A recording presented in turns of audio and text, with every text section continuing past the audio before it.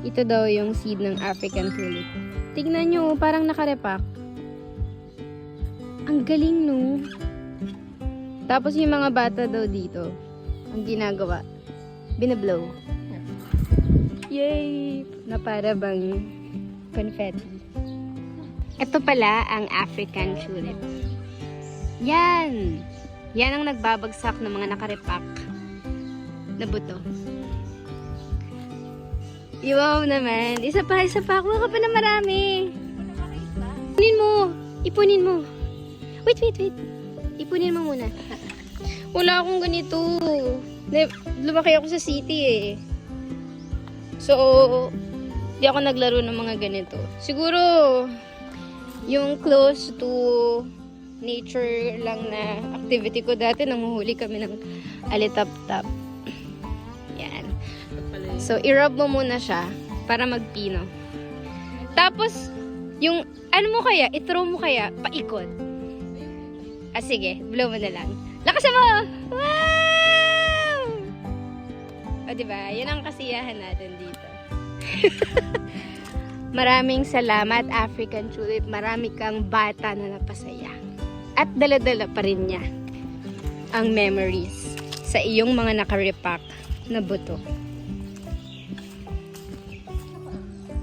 Wag, mas mahirap yan pag mayroon kang sandals.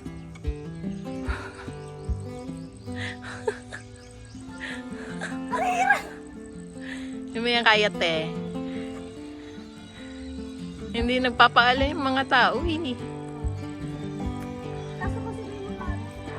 O di wag mo na ituloy.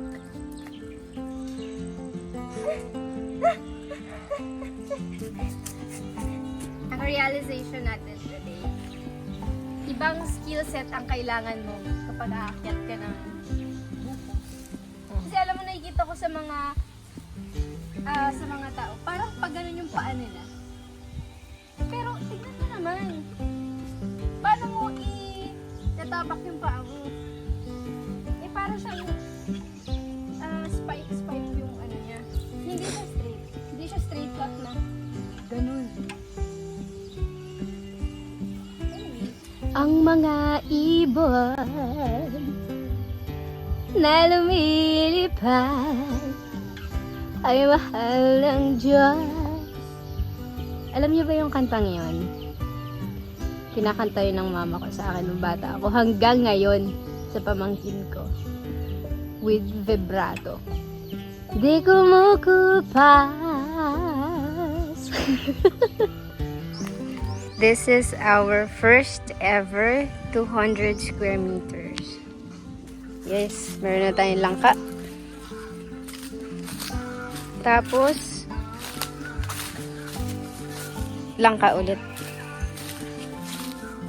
Bayabas!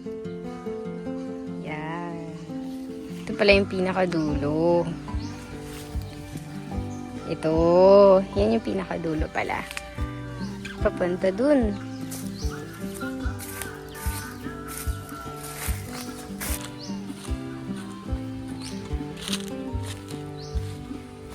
Record natin to ng puro puno pa.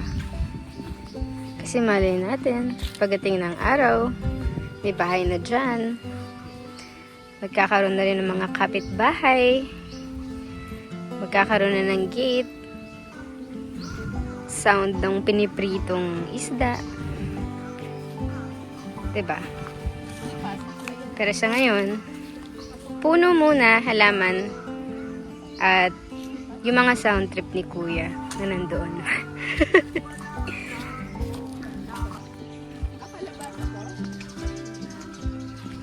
Kalabasa.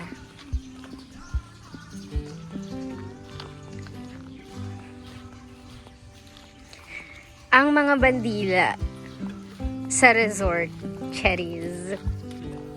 Ay, kayo nagkabit nito? So, galing yan kay Mayor?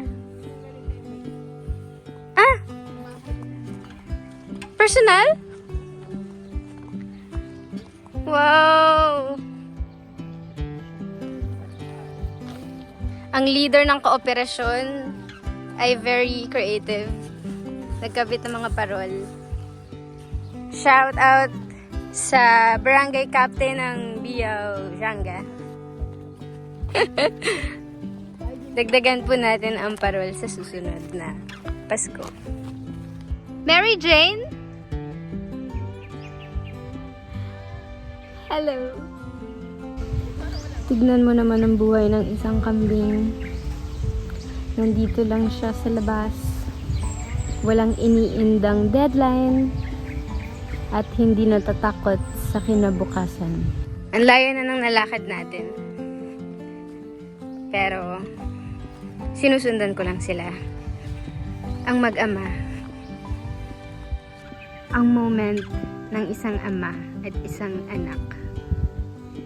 Hindi mawawala ang moment nang hindi magpupulot ng mga plastic wastes ang ama.